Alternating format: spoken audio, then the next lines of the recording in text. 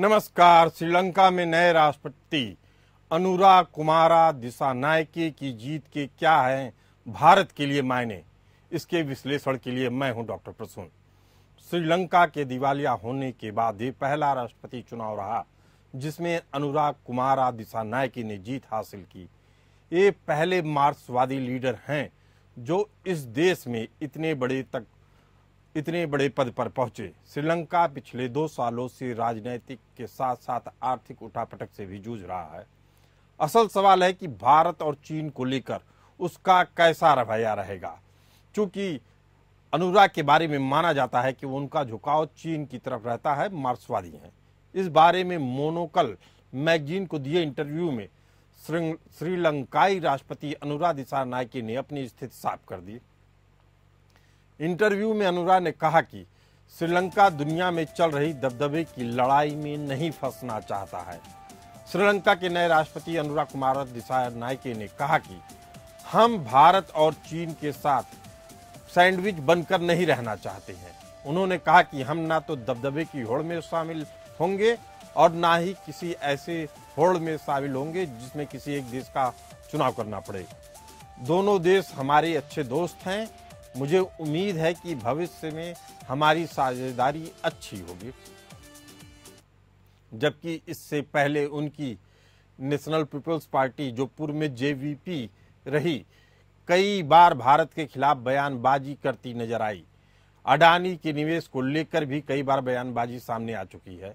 और तो और श्रीलंका में वामपंथी झुकाव वाले राष्ट्रपति बनने के बाद श्रीलंका के पूर्व सत्ताधारी नेताओं में भी देश छोड़ने की होड़ लग चुकी है। श्रीलंका के चुनावी नतीजे आने के साथ ही राजपक्षे और विक्रमसिंघे की पार्टी के कई राजनेता और बौद्ध भिक्षु कोलंबो एयरपोर्ट से देश छोड़कर चले गए। श्रीलंका के एक राजनयिक ने कन्फर्म किया कि पूर्व मंत्री सुसंथा पंचलिमा में शनिवार को चेन्नई चले गए हैं। वहीं यूनाइटेड नेशनल पार्टी के महासचिव पालिता भंडारा शनिवार रात थाईलैंड के लिए रवाना हुए। रविवार को इत्तेकांडे सदातिस्सा हांगकांग के लिए रवाना हुए। इससे पहले महिंदा राजपक्षे के भाई और पूर्व वित्त मंत्री बासिल राजपक्षे शुक्रवार को ही चले गए थे। साल 2022 में आर्थिक मंदी ने विद्रोह को हवा दी थी, जिसमें सत्तारूढ़ राजपक्षे को राष्ट्रपति पद से हटा दिया गया। उस समय श्रीलंका का विदेशी मुद्रा भंडार खत्म हो चुका था, जिससे देश ईंधन जैसी जरूरी चीजों का आयात करने में असमर्थ हो गया। अनुरा दिसानायके ने अपने चुनाव प्रचार के दौरान भ्रष्टाचारियों पर कड़ी कार्रवाई करने का वादा किया। चुनाव के बाद अगर अनुरा बड़े भ्रष्टाचारियों को सलाखों के पीछे डालने में नाकाम रहे तो उन्हें आने वाले चुनाव में भारी नुकसान उठाना पड़ सकता है। इस कारण से सत्तारूढ़ नेताओं में भी भगदड़ देखी जा रही है। इस भगदड़ के पीछे श्रीलंकाई राष्ट्रपति अनुरा दिसानायके की राजनीति को भी जिम्मेदार माना जाता है, जो मार्क्सवादी विचारधारा के समर्थक बताए जाते हैं। अनुरा दिसानायके के धर्म के प्रति संकुचित सोच के चलते ही तमाम बौद्ध भिक्षु भी देश छोड़कर जा रहे हैं। वहीं दक्षिण पंथ से सीधे वामपंथ पर आना श्रीलंका के लिए एक बड़ा बदलाव होगा, लेकिन बात श्रीलंका तक ही खत्म नहीं हो जाती। इसका असर आस पड़ोस पर भी होगा, खासकर भारत और चीन पर। अनुरा दिसानायके 5 साल पहले पार्टी लॉन्च की और राष्ट्रपति की कुर्सी तक पहुंचे। अनुरा उत्तर मध्य प्रांत के थम्बुत्तेगामा से आने वाले अनुरा ने कोलंबो की कैलानिया यूनिवर्सिटी से विज्ञान में ग्रेजुएशन किया। वे 1987 में जेवीपी में शामिल हुए, जब भारत विरोधी विद्रोह चरम पर था। भारत विरोध की पहचान वाली जेवीपी पार्टी ने 2 खूनी विद्रोहों का नेतृत्व किया। साल 2014 में अनुरा दिसानायके श्रीलंका में जेवीपी पार्टी के प्रमुख बने। 2019 में अनुरा दिसानायके ने वामपंथी झुकाव वाली पार्टी जेवीपी का नाम बदलकर नेशनल पीपल्स पावर यानी एनपीपी कर दिया। इसके बावजूद अनुरा कुमारा दिसानायके सीधे तो नहीं, लेकिन कई बार चीन के पक्ष में बात करते दिखे। राष्ट्रपति अनुरा की party national peoples power NPP Sri Lanka की सबसे बड़ी वामपंथी पार्टी रही, जिसने कई बार भारत विरोधी बयान दिए। साल 1987 में भारत श्रीलंका समझौता के तहत भारतीय शांति सेना जब वहां गई ताकि तमिल विद्रोहियों और श्रीलंकाई सेना के बीच चल रही लड़ाई को रोका जा सके। जेवीपी ने इसे देश में बाहरी हस्तक्षेप मानते हुए बड़ा बखेड़ा खड़ा किया, यहां तक कि भारतीय सेना को आक्रमणकारी तक कह दिया। आगे चलकर इस पार्टी ने भारत पर तमिल बागियों के समर्थन का भी आरोप लगाया। उसका आरोप था कि भारत जानकर अपनी पैठ बनाए रखने के लिए विद्रोहियों को उकसा रहा है। हिंद महासागर में श्रीलंका ऐसी जगह बसा हुआ है जो समुद्री व्यापार के सेंटर में आता है। पश्चिमी और पूर्वी एशिया को जोड़ने वाले इस देश से ग्लोबल स्तर पर व्यापार होता रहा। चीन और भारत दोनों ही अपनी मौजूदगी को सुरक्षित और संरक्षित करना चाहते हैं। चीन अपने विस्तारवादी रवैये के साथ एक कदम आगे रहते हुए वहां की हवन टोटा पोर्ट पर भी लगभग पूरी तरीके से चीनी बसावट कर चुका है। महासागर के इस हिस्से का सामरिक महत्व भी है। चूंकि श्रीलंका भारत के दक्षिणी तट के करीब है, इसीलिए भारत भी अपनी पहुंच बनाए रखना चाहता है। यह नौसैनिक रणनीति के तहत काफी कामगर और कारगर साबित हो सकती है। दोनों ही देशों ने यहाँ पर भारी निवेश कर रखा है। हालांकि भारत का रवैया नेवर फर्स्ट का रहता है, वहीं चीन भारी पैसे तो लगाता है लेकिन साथ में भारी ब्याज भी वसूलता है। अब भी उसने यहाँ के कुछ इंफ्रा पर काफी कुछ लगाया हुआ है। दिशा नायके के सामने कई बड़ी चुनौतियां, जिसमें सबसे बड़ी है साल 2022 में आई अस्थिरता को दूर करना, लेकिन साथ ही साथ उन पर फॉरेन पॉलिसी में संतुलन का भी दबाव रहेगा। इससे पहले की विदेश नीति भारत और चीन दोनों को समान पलड़े पर रखने की रही है, लेकिन कहीं न कहीं भारी निवेश और उस पर कर्ज के चलते चीन का पलड़ा भारी होता दिखा। अनुराग दिसानायके ने फरवरी 2024 में भारत यात्रा के दौरान विदेश मंत्री एस जयशंकर और भारतीय सुरक्षा सलाहकार अजीत डोभाल से मुलाकात की, जो एनपीपी के भारत के प्रति बदलते रवैये का उदाहरण दिखा। हालांकि भारत से लौटने के बाद अनुराग ने जोर देकर कहा कि भारत के साथ हुई हाई लेवल मीटिंग से यह मतलब नहीं निकाला जाना चाहिए कि हमारी पार्टी की पॉलिटिकल और इकोनॉमिकल पॉलिसी में कोई बदलाव आया है। इंफॉर्मेशन टेक्नोलॉजी जैसे सेक्टर्स में हम भारत से बहुत कुछ सीख सकते हैं। हम देश में बदलाव लाने की उम्मीद कर रहे हैं। ऐसे में हमें इंटरनेशनल सपोर्ट की जरूरत है। हम एक अलग थलग देश के तौर पर नहीं रह सकते। हमें इंटरनेशनल रिलेशंस को मजबूत करने की जरूरत है। वामपंथी विचारधारा के बावजूद दिसानायके यूरोपियन यूनियन और मिडिल ईस्ट और अफ्रीका से अच्छे रिश्ते रखने के लिए मजबूर होंगे। दरअसल राजपक्षे बदर्स की सत्ता में श्रीलंका चीन के कर्ज के जाल में फंस गया था। 2022 में आर्थिक मंदी के बाद रानिल विक्रमसिंघे ने भारत से संबंध सुधारे। भारत को पड़ोस में पहले ही 2 झटके लग चुके हैं। पहला मालदीव में मौजू के सत्ता में आने के बाद और दूसरा बांग्लादेशी सत्ता में उलटफेर से। ऐसे में नई सरकार के बाद श्रीलंका के भारत से रिश्ते को लेकर चर्चा में हमारे साथ हैं captain Anil Gaur, defence expert, और संजीव श्रीवास्तव जी, फॉरेन एक्सपर्ट। आप दोनों मेहमानों का बहुत बहुत स्वागत है।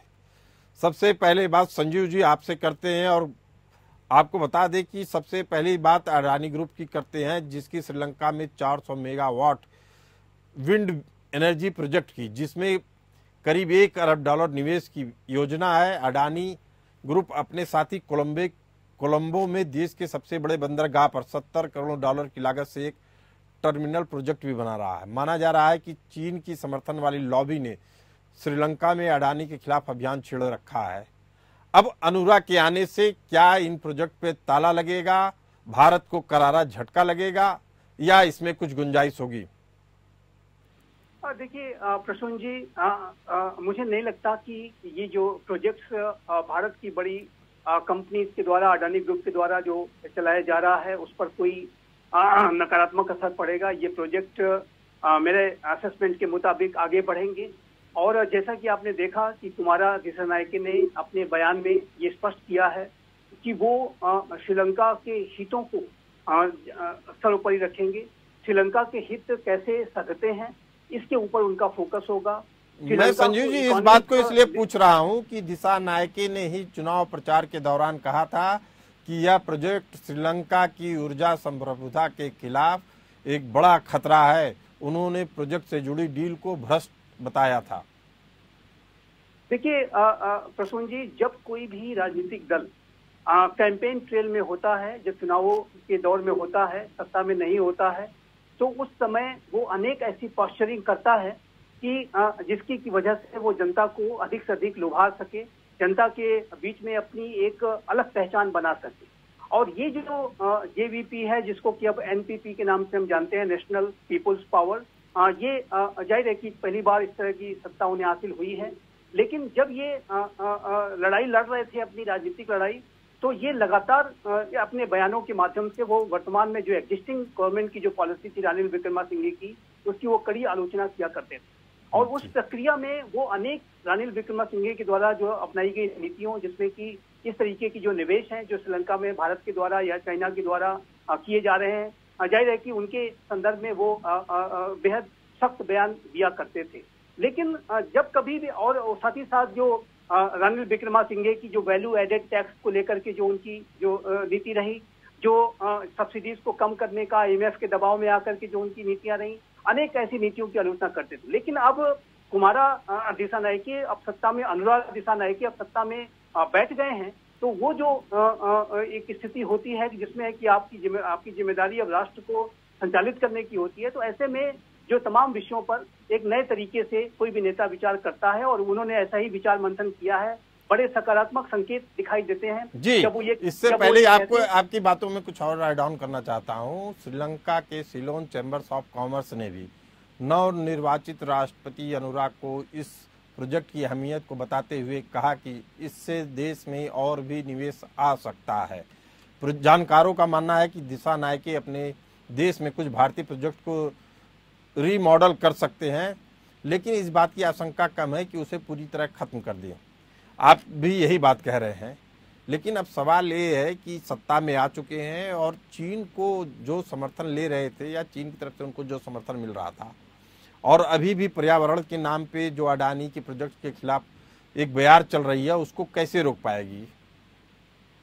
देखिए, मैं यहाँ पर प्रसून जी एक एग्जांपल आपको मालदीव का देता हूँ, आपके दर्शकों के लिए भी, कि मालदीव की जो मोइजू की जो सरकार है, जब ये चुनाव लड़ रहे थे, तो उस समय उन्होंने तो सीधा सीधा एक एंटी इंडिया आउट करके एक कैंपेन ही चला रखा था। और भारत के पड़ोसी राष्ट्रों में इतना ज्यादा गहरा और बड़ा प्रभाव है कि वहां पर राजनीतिक दल भारत को एक राजनीतिक मुद्दे के तौर पर इस्तेमाल करते हैं। मोइजू की सरकार ने भी ऐसा करने की कोशिश की, और मोइजू की सरकार को इलेक्शंस में जब सफलता मिल गई, जब वो सत्ता में आए, तो उन्होंने कुछ ऐसे कदम जरूर उठाए जिससे कि ये दिखे कि वो जो उन्होंने इलेक्शन के दौरान वायदे किए थे उस पर वो अमल कर रहे हैं। और ये जनता को एड्रेस करने के लिए उन्होंने जो जाहिर है कि भारत के जो वहाँ पे एक जो हमारा डॉर्नियर एयरक्राफ्ट था और अनेक तरीके के डिफेंस ऑफिसर्स थे, उनको रिप्लेस करने इत्यादि का कार्य किया। कुछ मिनिस्टर्स ने यहाँ वहाँ के बयान भी दे दिए, लेकिन वो बयान इतने वहाँ की सरकार के लिए इतना उनके लिए नकारात्मक बन गए कि उनको उस बयान को वापस लेना पड़ा, मंत्रियों को सस्पेंड करना पड़ा। तो ये जो भारत का जो एक बहुत बड़ा डोमिनेटिंग प्रेजेंस है, वो भारत के पड़ोसी राष्ट्रों में स्पष्ट रूप से दिखता है। और भारत के आधार पर वहाँ के राजनीतिक दल अनेक तरीके की अपनी राजनीतिक रोटियां भी सेकते हैं। चलिए ठीक है जी पर बात पूरी करिए संजू जी। हाँ जी, लेकिन जब कोई भी पार्टी सत्ता में आ जाती है, जैसे प्रेसिडेंट मोइजू, अब आप देखिए तो उनका जो अप्रोच है वो भारत के प्रति बदल गया जी। वो भारत के साथ सहयोग करना चाहते हैं, भारत के साथ मिलकर के चलना चाहते हैं, भारत सहयोग की ही नीति रखता है अपने पड़ोसियों के साथ।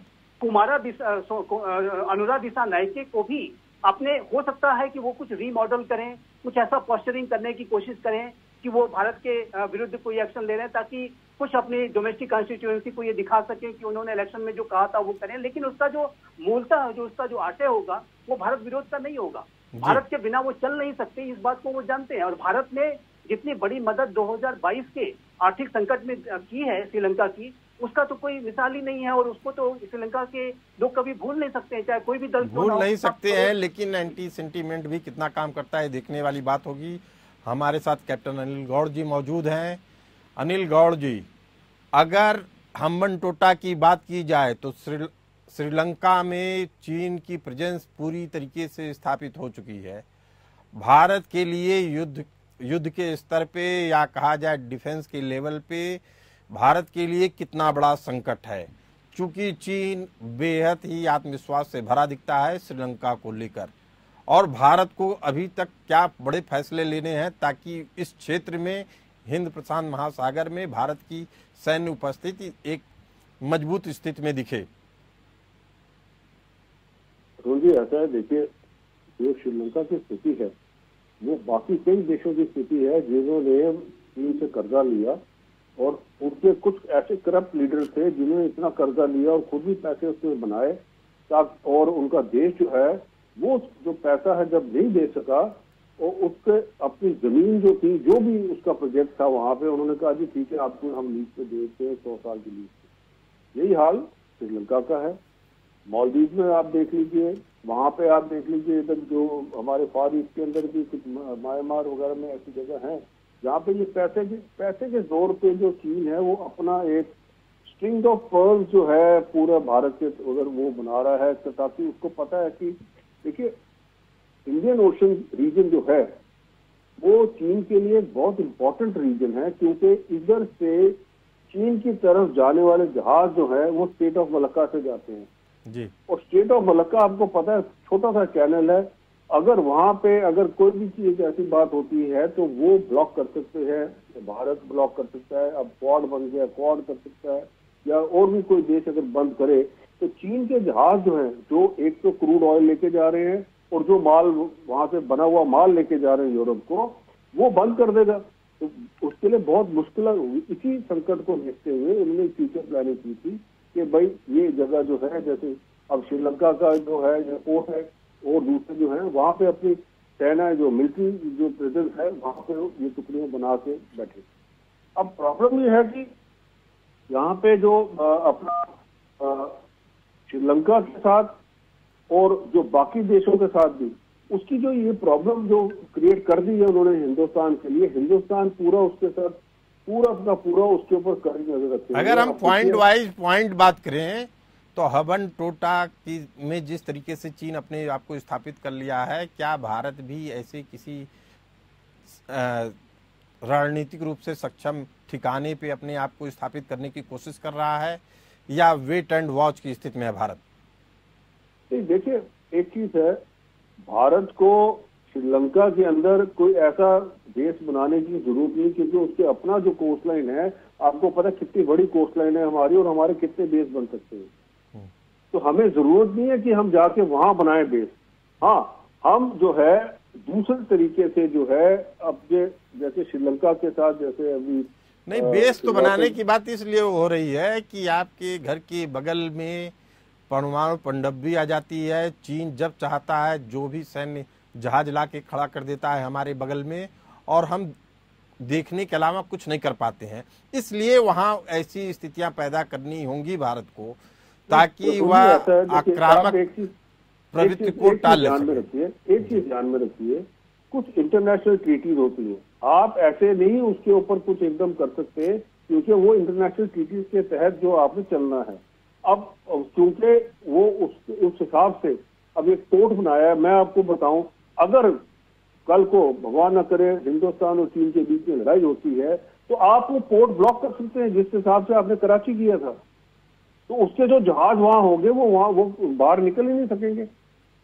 ये बात नहीं होती। बात ये है कि जो चीज इंटरनेशनल ट्रीटीज के हिसाब से अभी साउथ चाइना सी में देखिए चीन क्या कर रहा है, उसने जो बाकी जो देश है वहां पे, चाहे वो वियतनाम है चाहे दूसरे, उन लोग को लड़ाई तो नहीं ना ले ली उसके साथ में, वो आपको उसके काउंटर करना है, आपको काउंटर उसके हिसाब से करना है कि भाई आप या तो उसको जो अपना जो है अपनी सैन्य शक्ति इस हिसाब से बना के रखें, क्या उसको चीन को पता है कि भाई ये जो अगर मैं इधर कोई पंगा लूंगा तो ये कल को मेरे लिए मुश्किल है, और वो हिंदुस्तान कर रहा है। देखिए हिंदुस्तान की जो SSBN सबमरीन है, अभी दूसरी भी हो गई तैयार, तीसरी ऑलरेडी प्रोडक्शन में है। तो आपके पास जो है ये टायर्ड जो है सी, एयर और लैंड का, एंड जो न्यूक्लियर मिसाइल्स का है या आपके अपनी मिसाइल्स का है, नॉन न्यूक्लियर भी है, तो आपके पास सेकंड और थर्ड स्ट्राइक कैपेबिलिटी भी है। तो ये चीन को पता है जी। तो चीन आपके साथ कोई ऐसा पंगा तो लेगा, तो यानी श्रीलंका को लेकर भारत और चीन में उस तरह का तनाव नहीं हो सकता है जिस तरीके का तनाव मालदीव में दिख रहा था। बिल्कुल, वो इसलिए क्योंकि जो अब जो ये अरुणा जी हैं, इन्होंने बड़ा क्लियर कर दिया है। देखिए एक इलेक्शन जीतने के लिए आप बहुत कुछ बोलते हैं, जब आप इलेक्शन जीत जाते हैं तो हार्ड रियलिटी जो होती है वो आपको पता लगता है। और भारत का उनको पता है कि देखिए, जब चीन ने भी मना कर दिया था उनको पैसा देने से, उनको वैक्सीन देने से, उनको बाकी जो खाने का सामग्री देने से, हिंदुस्तान था जो उसके उनकी मदद के लिए आया है। लेकिन इसके बाद भी एक बड़ा सवाल है संजीव श्रीवास्तव जी, इसके बाद भी एक बड़ा सवाल है कि 75% वाले सिंघली आबादी में थेरवादी बहुत जो बहुल हैं, उसमें तमाम बौद्ध भिक्षु देश छोड़कर जा रहे हैं। यह किस ओर इशारा कर रहा है, किस ओर की राजनीति का इशारा कर रहा है? देखिए, ये जो लोग वहां पर देश छोड़ करके जा रहे हैं, ऐसी जो रिपोर्ट्स आ रही हैं, वो ऐसे लोग हैं जो कि अनुराग दिसानायके के एडमिनिस्ट्रेशन को लेकर के आशंकित हैं, क्योंकि इन्होंने जब अपनी जो कैंपेन को किया, अपने इलेक्शन को की लड़ाई लड़ी, तो इसमें इन्होंने भ्रष्टाचार के विरोध में कड़ी कार्रवाई करने की बात कही है। और ये उन्होंने कहा है कि यदि वो सत्ता में आते हैं तो वो भ्रष्टाचारियों को नहीं बख्शेंगे और उनके विरुद्ध कड़ी से कड़ी जो कार्रवाई करेंगे। तो ये जो लोग देश छोड़ करके जा रहे हैं, इनके अंदर इस बात की आशंका है कि इनके विरुद्ध कोई एक्शन ले सकती है सरकार, और उसको लेकर के वो असुरक्षित जाहिर है कि महसूस। मेरा सवाल था संजीव जी, क्या धार्मिक स्तर पे क्या कोई बदला लेने वाली प्रवृत्ति देखी जा रही है दिसानायके की सरकार में? क्योंकि बौद्ध भिक्षु केवल बड़ी संख्या में छोड़ रहे हैं देश। नहीं, मुझे नहीं लगता कि ये जो सरकार है किसी तरीके का रिलीजियस परसिक्यूशन करेगी। और बौद्ध जो आबादी है श्रीलंका का एक बेहद सिग्निफिकेंट उनका स्थान है और वो उसको कोई डिनाई नहीं कर सकता। चलिए ठीक है संजीव जी, जल्दी से समझना चाह रहे हैं आपसे कि 2019 में केवल 3% वोट मिला था दिसानायके को, और 2024 तक ये आंकड़ा बढ़ के 3% से बढ़ के 42% हो गया और राष्ट्रपति बनते हैं 42% वोट पाके। इतना बड़ा चेंज होने का कारण क्या था? क्या वामपंथी विचारधारा घर कर गई या कुछ और? नहीं, वामपंथी विचारधारा मुझे नहीं लगता कि उसका कोई ज्यादा बड़ा इम्पैक्ट है। वामपंथ पूरे विश्व में जो है बिल्कुल अब उसका ज्यादा अस्तित्व बचा नहीं है।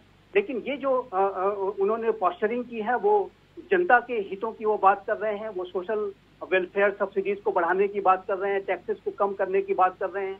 और अभी इतना बड़ा जो आर्थिक संकट आया उसकी वजह से जनता के ऊपर जो कर्ज का जो है बोझ डाल दिया गया, इंटरनेशनल मॉनेटरी फंड के दबाव में आकर के रानी विक्रमासिंघे की सरकार ने जिस तरीके से वैल्यू एडेड टैक्सेस इम्पोज किए और तमाम ऐसी कठिनाइयां लोगों के बीच में बढ़ा दी, जिसकी वजह से लोगों को चेंज करने के सिवा, लोगों को ऐसी पार्टी को सपोर्ट करने के सिवा कोई विकल्प नहीं था जो कि उनके हितों की बात करें, जो कर्ज को कम करने की बात करें, भ्रष्टाचार। दिसानायके ने भी अपनी इमेज चेंज करने की बहुत कोशिश की है, क्योंकि शपथ ग्रहण के बाद उन्होंने बौद्ध धर्म गुरु से आशीर्वाद भी लिया, लेकिन यह केवल लोगों के अंदर विश्वास या कहा जाए विपक्षी दलों के नेताओं के अंदर विश्वास करने के लिए काफी नहीं रहा। इसी कारण से पूर्व राष्ट्रपति गोतबाया राजपक्षे काठमांडू में 10 दिन रहने के बाद भूटान की राजधानी थिम्पू की ओर रवाना हो गए हैं, यानी श्रीलंका नहीं जा रहे हैं। और ये तो सही है, भ्रष्टाचार के आरोप लगे थे। नेपाल में बताया जा रहा है उनके उद्योगपति मित्र विनोद चौधरी के निमंत्रण पे गए, जो उनके व्यापारिक साझेदार भी हैं। लेकिन एक तरीके की पूरी लहर हो जाए, ज्यादातर पार्टी के नेता विपक्ष के सारे दल देश छोड़ छोड़ के जा रहे हैं, तो बड़ा संदेश है। 30 सेकंड के अंदर समझना चाहूंगा कैप्टन अनिल गौड़ जी की क्या मायने निकाले जाएं इसके, ये राजनीतिक अस्थिरता है या सुरक्षा की कमी? ये जो देश छोड़ने की बात है लीडर्स की, ये साफ दिखाता है कि उनकी कहते हैं चोर की दाढ़ी में तिनका।